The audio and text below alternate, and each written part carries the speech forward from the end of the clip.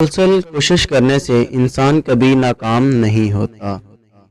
ناظرین، آج ہم بات کرنے جا رہے ہیں امریکہ کے 16ویں مشہور صدر لنکن کی۔ امریکہ کے سب سے مشہور صدر ابراہم لنکن، جس نے امریکہ سمیت تمام دیشوں سے اجارہ داری ختم کی، لیکن انہوں نے جن مشکلوں کے بعد یہ مقام حاصل کیا شاید ہی کوئی دوسرا حاصل کر سکے۔ ابراہم لنکن کا بچپن اتنی مشکل میں گزرا کہ ان کے گھرانے کو گھر ڈھونڈنے کے لیے در بدر کی ٹھوکریں کھانا پڑیں۔ ان کے پاس اتنے پیسے نہیں تھے کہ ابراہم لنکن کو اسکول بھیج سکیں۔ لوگوں سے مانگی ہوئی کتابوں سے ابراہم لنکن نے تعلیم حاصل کی۔ گھریلو ضروریات کے لیے انہوں نے بچپن ہی میں مزدوری شروع کر دی۔ 9 سال کی عمر میں ان کی والدہ محترمہ وفات پا گئیں اور دوست بھی جس سے یہ شادی کرنا چاہتا تھا فوت ہو گئیں۔ ابراہم لنکن نے لکڑی کا کاروبار شروع کیا، بعد میں وہ پوسٹ ماسٹر بنا اور بڑا ہو کر وکالت کے شعبے سے منسلک ہو گیا۔ وہ ایک ناکام وکیل ثابت ہوا۔ اس کی ناکامی کی چند وجوہات یہ تھیں۔ پہلی یہ کہ اسے فیس لیتے ہوئے دکھ ہوتا تھا، اس لیے اسے 90% کیس مفت لڑنا پڑتا۔ دوسرا یہ کہ وہ لوگوں کو کیس عدالت سے باہر ختم کرنے اور صلح کرنے کا مشورہ دیتا تھا تاکہ ان کا وقت اور پیسہ دونوں بچ سکیں۔ یہ وجہ تھی کہ وہ اپنے کلائنٹ کو اندھیرے میں نہیں رکھتا تھا، وہ صاف صاف بتا دیتا تھا کہ کیس ہار جائیں گے، کیس نہ کریں، کہ وہ لوگ اس کے آفت سے فائلیں واپس لے جاتے۔ اس لیے ان کی اس ایمانداری کی وجہ سے وہ ایک اچھے وکیل نہ بن سکے، مگر وہ دنیا کا ایک اچھا لیڈر ضرور بنا۔ ایمانداری لنکن کی پہلی خوبی تھی، جبکہ اس کی دوسری خوبی خطابت تھی۔ اللہ تعالیٰ نے اسے خطابت کے فن سے نوازا تھا۔ اس کے پاس کانوں سے اتر کر دل میں بس جانے والی آواز تھی۔ وہ اپنی آواز کے ذریعے ہزاروں لوگوں پر سکتہ طاری کر دیتا تھا۔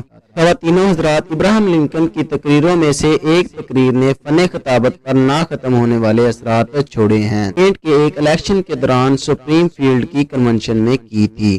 اس تقریر کا بیک گراؤنڈ سپریم کورٹ کا وہ فیصلہ تھا جس میں کالوں کی غلامی کو جائز قرار دیا تھا، اور لنکن نے اس فیصلے کے خلاف تقریر کی تھی۔ ناظرین، اس تقریر سے پہلے لنکن اس تقریر کی پریکٹس کے لیے ایک کمرے میں چلا گیا، اندر سے لاک کیا اور اپنے قریبی دوستوں اور مشیروں کو تقریر سنانا شروع کر دی۔ لنکن نے تقریر اس فکرے سے شروع کی کہ ہمارا نظام نہیں چل سکتا، کیونکہ اس نظام میں آدھے لوگ آزاد ہیں اور آدھے غلام۔ اس وقت گورے ہر اس سیاستدان کو ناپسند کرتے تھے جو کالوں کے حقوق کی بات کرتا تھا۔ یہ لنکن کی سیاست کے ابتدائی دن تھے اور وہ لوگوں سے خطاب کرنے جا رہا تھا، اور اس کی تقریر کا آغاز وہی کالوں کے حقوق سے ہو رہا تھا۔ چنانچہ اس کے دوست نے یہ فقرہ کاٹ دینے کی درخواست کی۔ لنکن نے کہا یہ بات درست نہیں، اس پر اس کے دوست نے کہا کہ یہ بات درست ہے، لیکن یہ بات کرنے کا یہ درست وقت نہیں ہے۔ لنکن نے کہا سچ بات کہنے کے لیے درست وقت کا انتظار دکاندار کرتے ہیں، سیاستدان یا اچھے لیڈر نہیں کرتے۔ ہو سکتا ہے میری اس تقریر سے میں الیکشن ہار جاؤں، لیکن میرا ضمیر تو کم از کم مطمئن رہے گا۔ لنکن جب تقریر کے لیے سینٹ میں داخل ہوا اور آگے بڑھا تو ایک سینیٹر اپنی سیٹ سے اٹھا اور ابراہم لنکن سے بولا، لنکن، یہ مت بھولنا کہ تمہارا والد میرے خاندان کے جوتے سیتا تھا۔ یہ سن کر پورے سینٹ نے کہکہا لگایا اور لنکن بھی مسکرایا اور سیدھا ڈائس پر چلا گیا اور اس رئیس سے مخاطب ہو کر بولا، سر، میں جانتا ہوں کہ میرا والد آپ کے گھر پر آپ کے جوتے سیتا تھا، مگر اس حال میں دوسرے لوگوں کے جوتے بھی سیتا رہا ہے۔ آپ نے سوچا کہ امریکہ میں ہزاروں موچی تھے، آپ میرے ہی بزرگ سے کیوں جوتے سلواتے تھے؟ اس لیے کہ پورے امریکہ میں میرے والد سے اچھا کوئی جوتا نہیں بنا سکتا تھا۔ میرا والد ایک عظیم فنکار تھا، جن کے بنائے ہوئے جوتے محض جوتے ہی نہیں ہوتے تھے بلکہ وہ ان میں اپنی روح پھونک دیتا تھا، اور میرے والد کے پورے کیریئر میں ان کے بنائے ہوئے جوتے کی کسی نے شکایت نہیں کی۔